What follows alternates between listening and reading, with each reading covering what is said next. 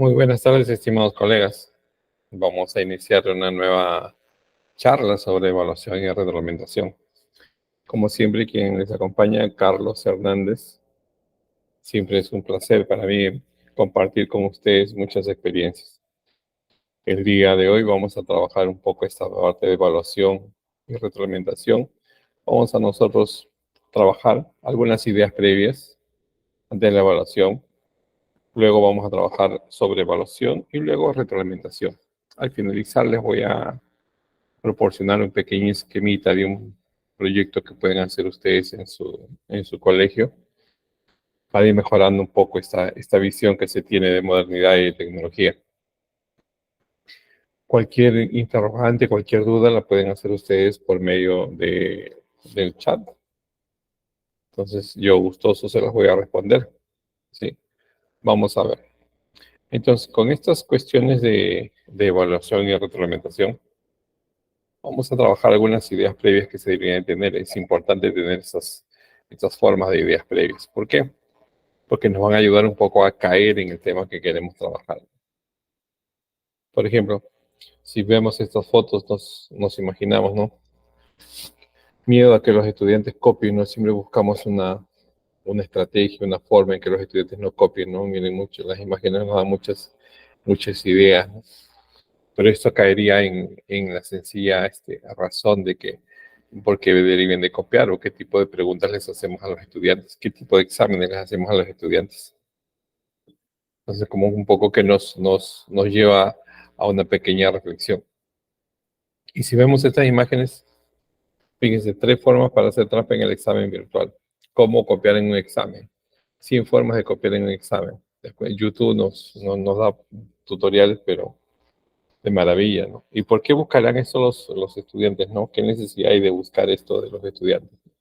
El buscar una forma de copiar, saber qué pregunta es para poder responder. O sea, la finalidad del estudiante sería el aprobar un examen, ¿no? El sacar buena nota, el pasar un curso, ¿no? La finalidad del estudiante no estaría ahí viendo por el lado de adquirir habilidades que le van a servir en lo sucesivo. Entonces, por ahí que tenemos nosotros que empezar a hurgar y a reflexionar.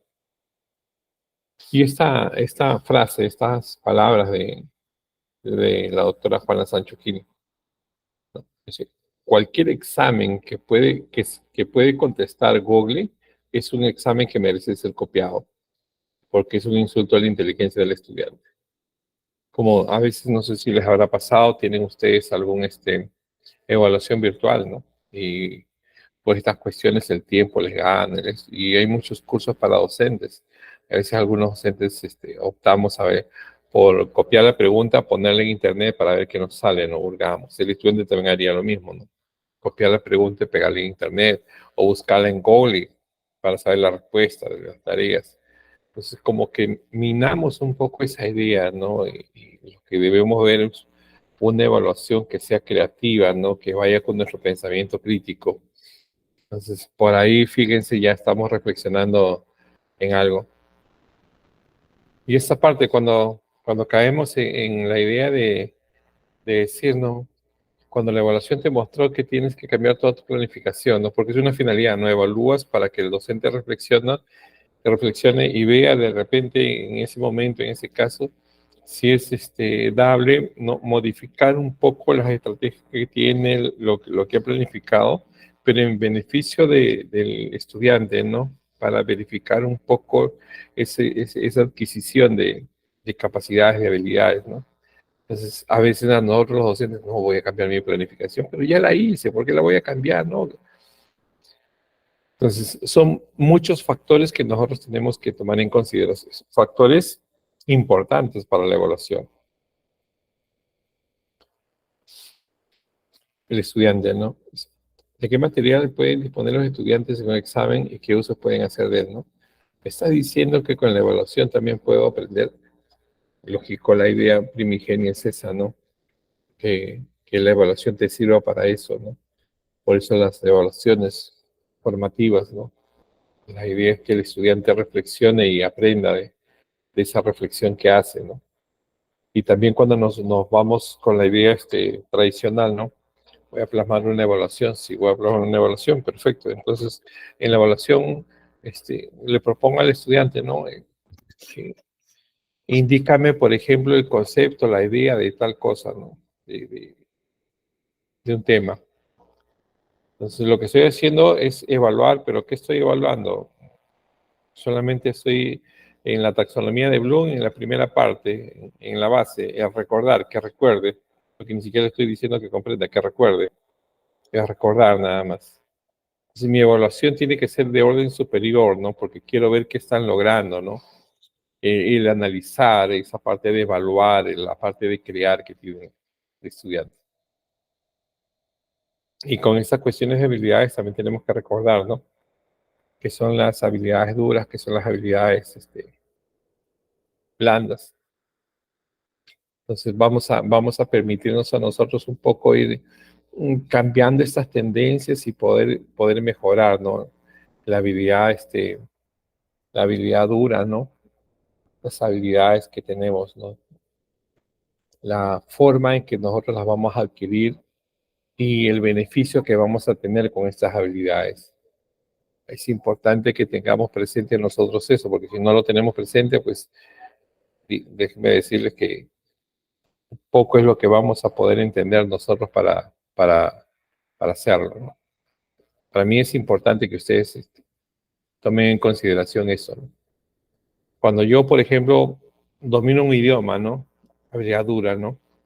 Uso programas de computación, habilidad dura. Uso aparatos tecnológicos, una habilidad dura. Conocimientos técnicos, habilidad dura. ¿Y cuando son habilidades blandas? Cuando son parte de la inteligencia emocional. O sea, la facilidad de la comunicación, la creatividad, la empatía y el compromiso, la capacidad de trabajo en equipo, la honestidad y la ética. Entonces, yo me voy dando cuenta que con esas habilidades, pues, hacer de la mejor forma que el participante adquiera todas las habilidades que necesite. Y nosotros como docentes también estamos listos y prestos para eso.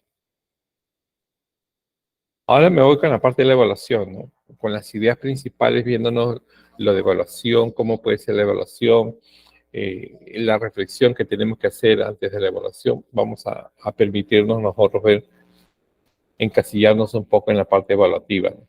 Cómo evaluamos. La idea está en que, si bien es cierto, ustedes dirán, sí, profesor, pero ya estamos terminando todo el detalle, la parte evaluativa del estudiante, correcto. Pero este mes es álgido porque aquí terminamos la evaluación del participante en diciembre y planificamos lo que va a ser del estudiante. Entonces, es importante que sepamos cómo termina mi estudiante, ¿no? Que sepamos si es que se logró o no logró para que el próximo año inicie de una mejor manera. Y también para el docente. ¿Por qué? Porque termino mi secuencia y hago mi reflexión, hago mi retrospección. ¿Cómo es que puedo mejorar mi evaluación? ¿Qué necesitaba hacer? ¿Qué tengo que hacer para poder iniciar el próximo año bien la planificación? Entonces, es importante estos dos puntos para nosotros continuar en este proceso, ¿no?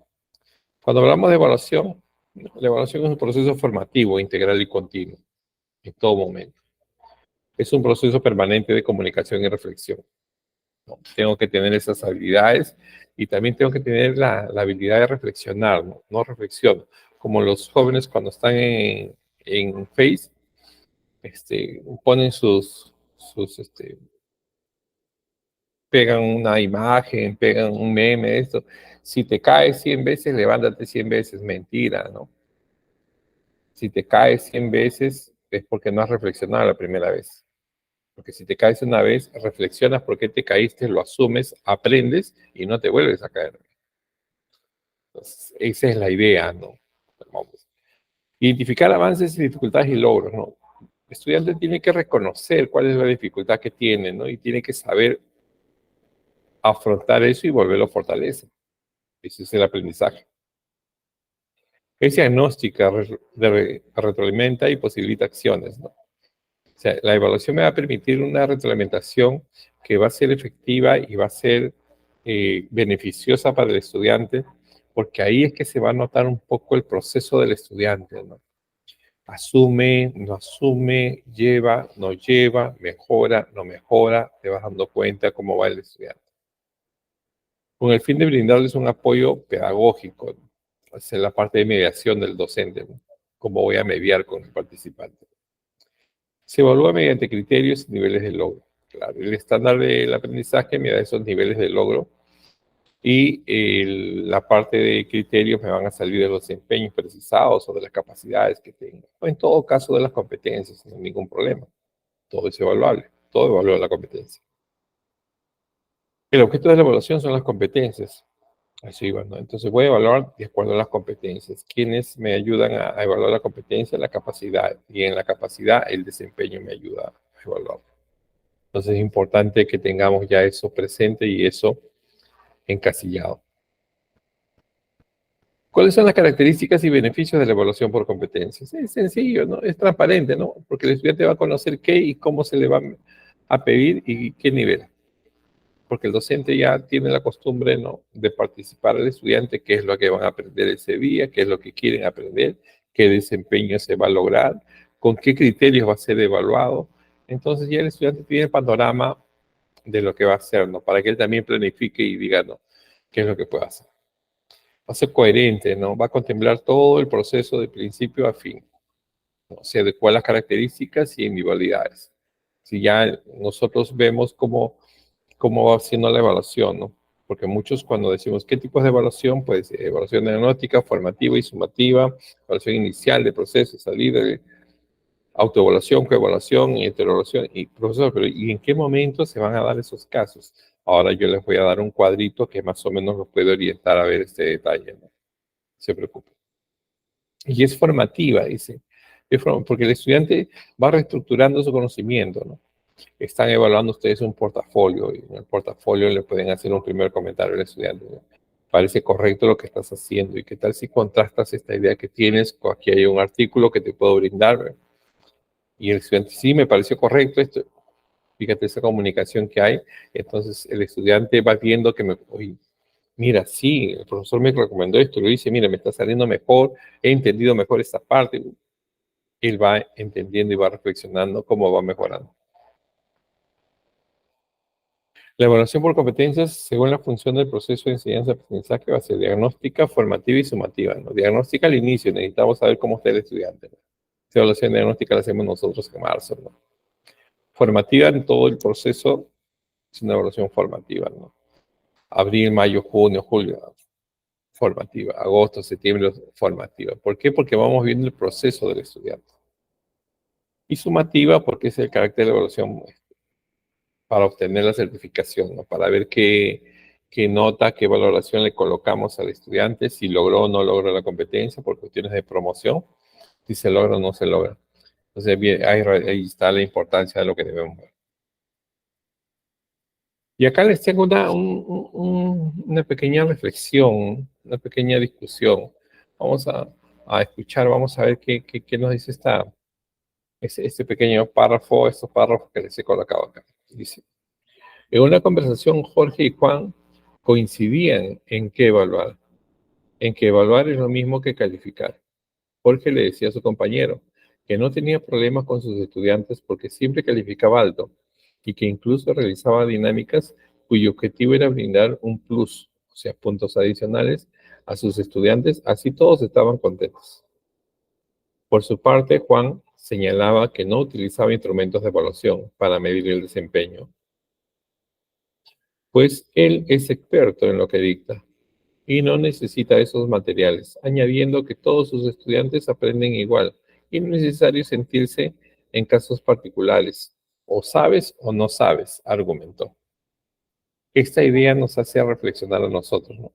Cómo es que se da el caso y cómo podemos ver nosotros un docente que tiene un modelo de evaluación tradicional, porque es una evaluación tradicional, sin evaluar el desempeño, sin ver un propósito, desconociendo un poco el sentido si es que el estudiante tiene habilidades o no tiene habilidades, ¿no? Esto es pues una lectura que nos hace reflexionar como docente. ¿Cómo hacemos algo parecido? Estamos viendo eso hemos hecho un diagnóstico de mi estudiante al inicio para saber cómo es que va, o no hemos hecho el diagnóstico. Mi proceso de evaluación es correcto porque simplemente los ayudo a que todos tengan la misma nota, nota probatoria, cosa que todos están contentos, el estudiante, el padre de familia. Y nos damos cuenta a veces que los estudiantes terminan o egresan del colegio y al egresar, pues tenemos una cantidad de estudiantes que a veces postulan a una universidad o van a hacer otro tipo de estudios técnicos, ¿no? O tienen de repente otra vocación, ¿no? ¿Cómo es que van logrando, si se les hace sencillo lograr lo que desean o no se les hace sencillo? ¿Cómo van logrando sus situaciones? Entonces, tenemos que tener presente siempre ese detalle, ¿no? ¿Por qué? Porque la evaluación va a ayudar al estudiante y nosotros como mediadores, como facilitadores, pues tenemos que aprovechar esa ayuda que se tiene. La finalidad de la evaluación por competencias es hacer un análisis profundo sobre conocimientos, habilidades, destrezas y capacidades, ¿no? Y conductas de cada individuo y mejorar su desarrollo. Esa es la premisa, ¿no? Por eso esa evaluación por competencia debe ser clara, debe ser precisa, debe ser coherente con lo que se desea, ¿no? Y medible, porque necesito medir, necesito observar si lo va logrando o no y cómo lo va logrando. Y con eso tenemos este tema, ¿no? La evaluación auténtica es aquella evaluación en la cual los aprendices deben evidenciar su competencia por medio de un desempeño o una respuesta construida. Solamente cuando hablamos de una evaluación auténtica es cuando ya el estudiante, por ejemplo, está participando en aprendizaje situado, de una contextualización, de repente el aprendizaje basado en proyectos, ¿no? Que se plantea un problema, se plantea una situación y ellos van resolviendo la situación, ¿no? De acuerdo con las ideas y con el apoyo del docente que está al lado, ¿no? La parte de mediación, pero él va resolviendo los problemas. Entonces, una evaluación auténtica. Con eso es la pregunta, ¿no? ¿Y cuál sería el propósito de la evaluación para el estudiante, ¿no? Porque recuerden, la competencia transversal, ser autónomos. Buscamos autonomía, ¿no? Él tiene que saber cómo aprende. Y para que sepa cómo aprende es el proceso, ¿no? Y esta evaluación formativa lo ayuda a él a entender cómo aprende. Lo ayuda a reflexionar para qué aprende. Y eso es lo importante, ¿no? A tener conciencia de sus dificultades. O sea, él debe ser consciente de las dificultades que tiene, pero también va a ser consciente en que estas dificultades las puede volver en fortalezas, porque va mejorando con esta mediación que le vamos a hacer nosotros como docentes. A conocer sus necesidades, ¿no? ¿Qué es lo que necesita? ¿En qué debe priorizar? ¿Qué es lo que le falta para mejorar? Conocer las fortalezas que tiene, ¿no? En qué es bueno. Me va a ayudar bastante a que el estudiante decida, ¿no? En qué es bueno, cuáles son sus habilidades, ¿no? Aumentar su confianza, sabiendo las fortalezas que tiene, se aumenta la confianza, sabiendo que él puede ir mejorando, pues va a aumentar su confianza, saber que puede lograrlo, asumir desafíos y errores, ¿no? Si yo sé cómo aprendo, pues puedo aceptar yo que me confundí, puedo encaminar para poder tener una fortaleza, ¿no?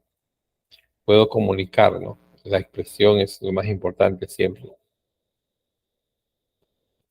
¿Y cuáles serían estos propósitos de la evaluación a nivel del docente, no? Porque el docente evaluaría, ¿no?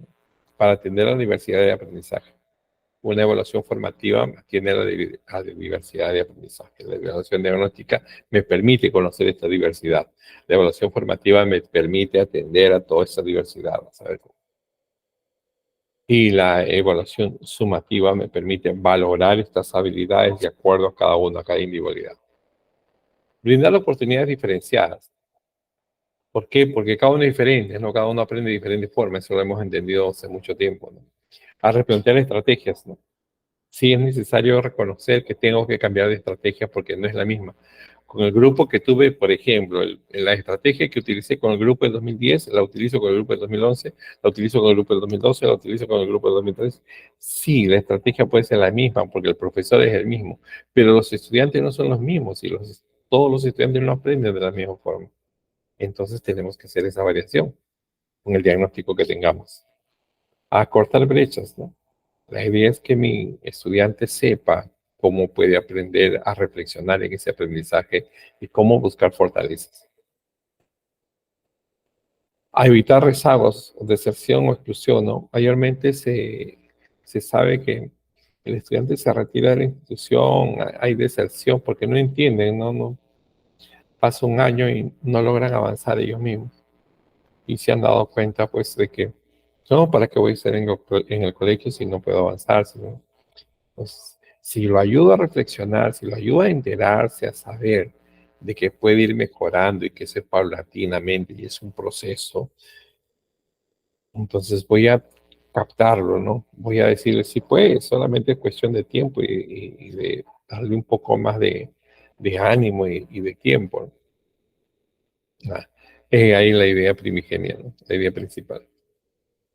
Y los factores clave en la evaluación formativa, esa evaluación formativa que es, pues, por momento, en proceso, es un factor importante la evidencia, ¿no? ¿Qué evidencia se va a presentar? ¿Para qué? ¿Quién me va a enseñar la evidencia? Tengo que leer bien mi desempeño. No cometamos los errores que cometemos siempre, de no saber qué desempeño estoy usando o simplemente de entender que el desempeño es el que va a lograr. Sí, ya lo conozco, esa es la definición, pero debo de conocer y leer bien el desempeño. Del desempeño voy a sacar la evidencia que van a querer porque ya lo entendí y ya está. Del desempeño voy a sacar los criterios para evaluar, al hacer una rúbrica, una ficha de observación, una etiquetero, va a salir de los criterios del desempeño, porque va a ser un desempeño de precisado. Así que voy a tener ahí ya los criterios para poder trabajar, ¿no? Entonces, la importancia de la evidencia, ¿no? Para poder evaluar. Los instrumentos de evaluación, ¿qué instrumento de evaluación es acorde para poder evaluar el desempeño que yo quiero trabajar con mis estudiantes o los desempeños que necesito trabajar? ¿Cuál sería el instrumento adecuado? Ficha de observación, una prueba objetiva, ¿qué instrumento voy a utilizar? Devoluciones, ¿no? Esta parte de hacer una devolución al estudiante, de que me pregunte y yo le haga la devolución, le responda, es importante, ¿no? Abrir esa puerta de la respuesta, ¿no? Que a veces somos tan centrados que no queremos responder, no, espérate al final, y al final el estudiante se aburre o se avergüenza, no quiere preguntarnos y no hacemos devoluciones, no retomamos esa idea. La retroalimentación que es tan importante, ¿no? Esa devolución que vamos a hacer en torno a la evaluación formativa que tiene, el proceso que tiene. Y las calificaciones, ¿no? ¿Cómo es que lo voy a valorar? Es importante reconocer cómo lo voy a valorar. Y es importante que ellos conozcan cómo se van a valorar. Por ejemplo, ¿no? Hace tiempo cuando teníamos la evaluación vigesimal, habían estudiantes que, si dos estudiantes tenían, por decirles, 15 en el cuaderno, y uno dice, pero mi cuaderno está más bonito que el de él, ¿no? ¿Por qué tenemos la misma nota si mi cuaderno está mejor que el de él, ¿no? ¿Por qué les preguntaban eso? Porque no conocían los criterios de evaluación. Si hubieran conocido con qué criterios se está evaluando el docente y el docente también tuviera sus criterios claros, podríamos responder por qué él tiene más notas si mi cuaderno está mucho mejor. Bueno, ¿por qué tenemos la misma nota si mi cuaderno está mucho mejor, ¿no? Cuestión de manejar criterios, ¿no? Entonces, esa es una evaluación que yo debo de tener en consideración, el conocimiento que el estudiante debe tener con todo. Y estas estrategias que voy a poner para una evaluación formativa adecuada, ¿no? Clarificar y compartir las intenciones del aprendizaje. ¿Qué es lo que quiero que aprendan y cómo les voy a enseñar y cómo quiero que aprendan? Porque el estudiante tiene que estar informado de todo eso, ¿no? El obtener esa evidencia de aprendizaje, ¿no? Lograr que el estudiante sepa que tiene que presentarme la evidencia de aprendizaje, que tengo que visualizar la evidencia de aprendizaje para hacer un comentario, para hacer una devolución o una retroalimentación, ¿no? El proporcionar esta retroalimentación efectiva, ¿no? El activar a los estudiantes entre ellos como un recurso, ¿no? De repente ustedes hacen trabajo cooperativo, de repente hacen trabajo colaborativo, de repente es un trabajo en equipo sencillo, ¿no? O entre pares. Tengo que ayudarlos a ellos a ver cómo es que se enlazan con los demás para trabajar, ¿no? El activar a los estudiantes como los dueños de su propio aprendizaje, ¿no? Hacerlos entender que ellos están aprendiendo solos y hacerlos reflexionar también con esto. Aquí un cuadrito pequeño de algunos desafíos, ¿no? Desafío y soluciones de la evaluación formativa. Por ejemplo, un desafío el tiempo, ¿no? Me va a faltar el tiempo, no tengo tiempo, no se puede, que no termina. Una solución, planificación. Hay que planificarlo. No solamente hay que pensarlo, uy, hoy día voy a tomar la evaluación, ya, entonces como tengo 2 horas, voy a evaluar en esas 2 horas, porque no, hay que planificar de todas maneras, tengo que planificar, oiga, siempre. Comience con actividades de evaluación formativa simples y sencillas, ¿no? Que el estudiante vaya conociendo cómo es que evalúa. Jóvenes, buen día. El día de hoy vamos a evaluarlos. Los criterios que vamos a tener el día de hoy son estos. Vamos a hacer esta actividad. La evidencia va a ser esto. Ustedes van a entregar este producto. Explicarles lo que van a hacer, ¿no? Yo necesito que ustedes empiecen a trabajar en equipos. El equipo tiene que demostrar cierta cordura, cierto trabajo. Por favor, la empatía, sobre todo, o sea, explicarles, ¿no? Poco a poco, poco a poco. El otro desafío puede ser las habilidades, ¿no? Que se desee, ¿no? Por ejemplo, el desarrollo profesional va por la idea de que debemos de conocer qué habilidades tenemos y cómo es que vamos a incluirlas en el bagaje para el trabajo en equipo. Por ejemplo, la sugerencia, ¿no? Involucre a los estudiantes en el proceso de evaluación. O sea, ¿cómo lo incluyo? Fácil. Quiero que se dé cuenta el estudiante con los criterios que tiene. Hago una coevaluación o una autoevaluación. Una coevaluación que lo evalúe a su compañero, que evalúe cómo está el proceso y se va a dar cuenta. Y cuando él mismo va a ser evaluado, también lo va a entender, ¿no? Lo va a asumir. La cultura escolar, otro desafío, ¿no? La solución, el apoyo escolar, ¿no? ¿Por qué? Porque eso, en un salón son más de 10 docentes y es el mismo grupo y tienen las mismas habilidades y las mismas fortalezas y las mismas debilidades. Entonces el grupo tiene que conversar, ¿no? Colaborarse entre docentes, cómo estás haciendo, cómo te resulta, qué estrategia te ha resultado, qué estrategia, ir conversando, ¿no? Eso es lo más importante. Si quiero yo, por ejemplo, algún ejemplo que se tenga, ¿no? La evolución formativa y esta diversidad, por ejemplo, ¿no? Una maestra de matemática puede usar preguntas abiertas y dar respuesta corta para evaluar el progreso de los estudiantes. Esas preguntas pueden adaptarse para satisfacer las necesidades de los estudiantes con diferentes niveles del dominio del idioma. Un maestro de ciencias puede usar proyectos para evaluar el progreso de sus estudiantes. Una maestra de inglés puede usar portafolios para evaluar el progreso de los estudiantes. O sea, fíjate en la variedad, ¿no? Y en cada variedad ustedes le colocan la estrategia porque ustedes son los especialistas. Entonces, esa es la importancia, ¿no? El colocar bien, el colocar correctamente la estrategia que voy a utilizar y que el estudiante la conozca muy bien. Lo que les decía, ¿no? Fíjense acá, lo que puedo combinar, ¿no? Con los tipos de evaluación. Por ejemplo, yo acá tengo la semana 1, semana 2, semana 3, semana 4, semana 5, 6 y 7. Ahí están las semanas. Ya está. Cuando tengo las semanas, aquí las 7 semanas, supuestamente un bimestre. El bimestre tienen 10, pero coloquemos una de más, una menos, dos menos. En la primera semana es la evaluación diagnóstica. En el modelo, aquí está en verde, ¿no? Primer modelo, evaluación diagnóstica. De la semana 2 a la semana 6 es la evaluación formativa, el proceso. De repente utilizo un portafolio, los productos que me van a presentar, el proceso, ¿no? Yo hago las recomendaciones, las devoluciones, la retroalimentación, perfecto. Y al final, semana 7, la sumativa, ¿no? Me doy cuenta, yo empiezo a valorar todo lo que ha hecho el estudiante. Perfecto.